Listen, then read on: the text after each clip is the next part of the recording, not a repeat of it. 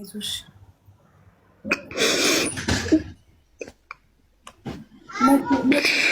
ነው ካንሰር እንዳለብሽ ያወቅሽው? አሁን 8 ወር አካባቢ ወደ 8 ወር መስከረም መጨረሻ ላይ ወደ 10 ወር አካባቢ። አጋጣሚ ያወቅሽ? በምን አጋጣሚ? እንዴት አወቅሽ? ዝም ብሎ ጡቴ ላይ ብጠት ትንሽ እየነበረች እሷን እንትን ለማለት ነበረ። ለካ አዎ እኔ እንደዚህ የሚሆን አልመሰለኝም። ካንሰሩ ወደ ብብቴም ወደ ጀርባዬም ሄዷል አሉ። አሁን ተነስቷል፣ ጡቴ የለም። ኪሞም እየወሰድኩ ነው። አንዳንድ ጊዜ ኪሞም ብዙ አይሰራም መሰለኝ፣ ሌላ ሕክምና ትጀምሪያለሽም ስላሉ በቃ ደከመኝ። 6 ልጆች አሉኝ። 6 ልጆች እናት ነኝ። ገና የመጨረሻ ልጅ 3 ዓመትም አልሆነ እንዳልሞት ፈርቼ ነው። ሚዲያ ላይ መውጣት በጣም ከባድ ነው። ልጆችን ደግሞ በሰዎች እንዲያድጉ አልፈለግኩም። ለዛ ነው። ፈጣሪ ጨርሶ ይማርሽ። እኛም የምንችለው ያለን። ስንተኛ ደረጃ ላይ ነው ተባልሽ? 3ኛ ቢ የሚባል ነው። 3ኛ ቢ? አዎ 3ኛ ኤ፣ 3ኛ ቢ፣ 3ኛ ሲ ይሉታል። ወደ 4ኛ ሊሄድ 1 ደረጃ ነው የቀረው ነው ያሉት። አይዞሽ። እና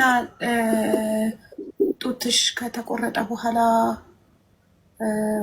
ጡቴ ማለት ነው እስካሁን አለ ውስጥሽ ማለት ነው? አዎ ባለፈውም እንደዚሁ ሲቲ ስካን ስነሳ እንደገና ብብትሽ ውስጥ የብብቴ በጣም ትልቅ ነበረ።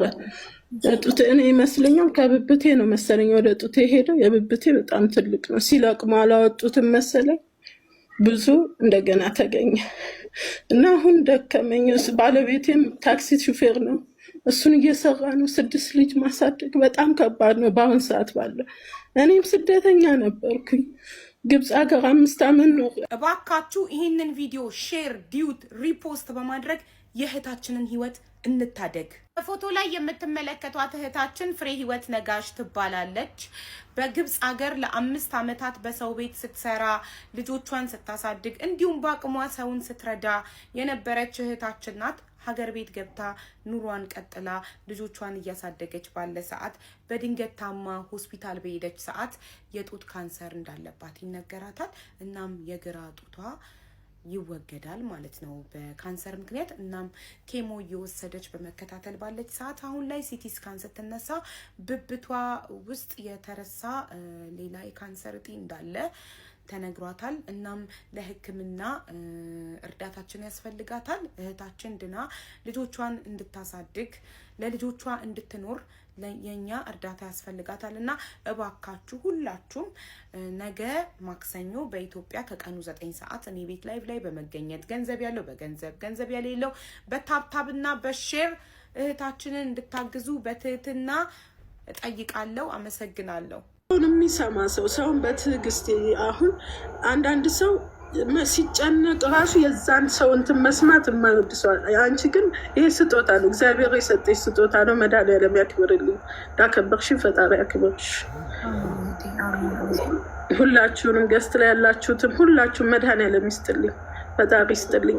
ተስፋ እንኳን ከሰው ጋር ማውራት እንኳን ትልቅ ነገር ነው። ከሰው ጋር መወያየት፣ ችግርሽን ለሰው ማስረዳት መቻል በጣም ትልቅ ነገር ነው እና መብርሃን ትስጥልኝ። አሜን። አይዞሽ፣ ከጎንሽ ነን።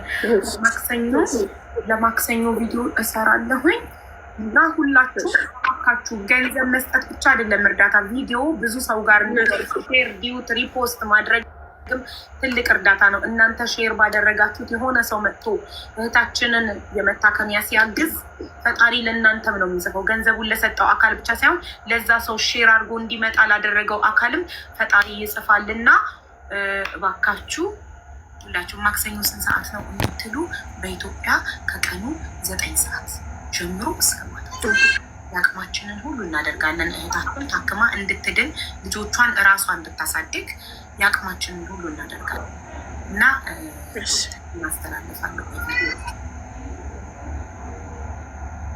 አመሰግናለሁ። ፎቶ በፊት ፎቶሽንና አሁን ያለሽበትን ሁኔታ 2 ፎቶዎችን ላኪልኝ ዋትሳፕ ላይ የህክምና ማስረጃ። እሺ አሁን እልክልሻለሁ። ልውረድና ልላክልሽ። ፈጣሪ ማረፍ። ሁላችንም ከጎንሽ ነን። እንግዲህ ሀቡ እንደሰራች ሁላችንም ዱዌት እናደርጋለን፣ ሼር እናደርጋለን። አይዞሽ። ያው ከስርም ደግሞ አንድ እህታችን እኔ 4ኛ ስቴጅ ላይ ነበርኩ ድኛለሁ አይዞሽ እያለች ነው። እና እንዲህ አይነት ነገሮችም ልብን ተስፋ ይሰጣሉ። እና አይዞሽ ፈጣሪ ማረፍ። እሺ እናቴ እግዚአብሔር ይስጥልኝ። ልላክልሽ። ሚሽነን እኛ እህቶችሽ አለንልሽ ከዚህ በኋላ። እሺ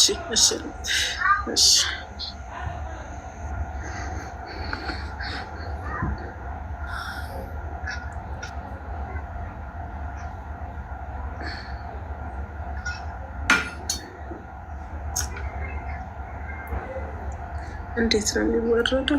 ምን አግዝሻለሁ። እሺ ቅድምም ሀኒ ናት ያገዘቻት ለመውረድ አታውቅበትም።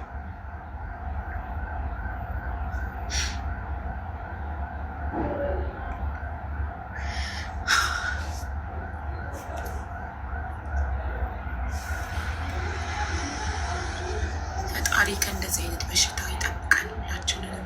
እሷንም ፈጣሪ ጨርሶ ይማራት። በጣም አስፈሪ በሽታ ቢኖር ካንሰር የሚል ነገር ነው። በእውነት በጣም የሚያስፈራ በሽታ ቢኖር እዚህ ምድር ላይ ካንሰር የሚባለው ነገር ነው። በጣም ታሳዝናለች። ፈጣሪ አያችሁ፣ እራሳችሁን ፈትሹ ፕሊስ ጋይስ። ሴቶች እኛ ከ30 በላይ የሆንን ሴቶች ሁልጊዜ የራሳችንን እየሄድን ቼክ ማድረግ አለብን። ቶሎ ሳይባባስ ቶሎ እየሄድን ቼክ እናርግ። ቼክ ተደረጉ ቶሎ በጊዜ አያምጣውና ከመጣብን በጊዜ ለመከላከል ቶሎ እራሳችንን ቼክ እናርግ። ቢያንስ በየ3 ወሩ ቼክ ማድረግ ጥሩ ነው። እንደዛ ነው የሚሉት እዚህ ሀገር። ለምንም አይነት ጉዳይ ሆስፒታል ስንሄድ ቼክ ተደረጉ ይላሉ። ሴት ልጅ 30 ካለፈች የጡት ካንሰር ቼክ መደረግ አለባት ኤቭሪ 3 መንዝ ይላሉ። እና ኤቭሪ 3 መንዝ እንኳን ባችሉ በአመት 2 ጊዜ ቼክ መደረግ ጥሩ ነው። በጊዜ ካወቅን የመዳን እድላችንን ሰፊ እንዲሆን ማለት ነው።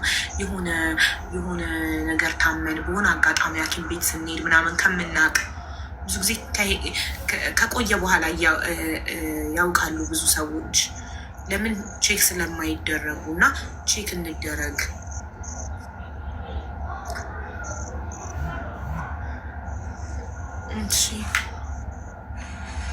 አሁን የፍቅር ታሪክ መስማት እንችላለን። አንድ ቦታ አለ ኮመንት ላይ የፍቅር ታሪክ ብላችሁ ጻፉ። 7 ሰዓት ላይ ከ1 ሰዓት በኋላ እኔ ልውረድልሽ እና ሀቡዬ ቦታ እንዲኖርሽ አንዴ ሪምን እያለሽ ልሽ ማሪ ልኬልሽ አለው። እሺ ልገባ ነው ና ገባለው ላይ። እሺ እንትን ደግሞ ባለ6 ይሁን ባለ4 ልታተራረፊ ነው ተብያለሁ እና ሀሳቤን ቀየርኩ ደግሞ። ሶሪ እምቢ አለኝ። ባለ4ቱን በጣም ወድጀው አይሆንም አለኝ። 6 ብለሻል። 6 ስላለ አትቀይሪው ራሱ ይሁን። እሺ ሰልዬ። እሺ ማሪ እሺ ልኬልሻለሁ። አሁን እመጣለሁ ማሪ እመጣለሁ።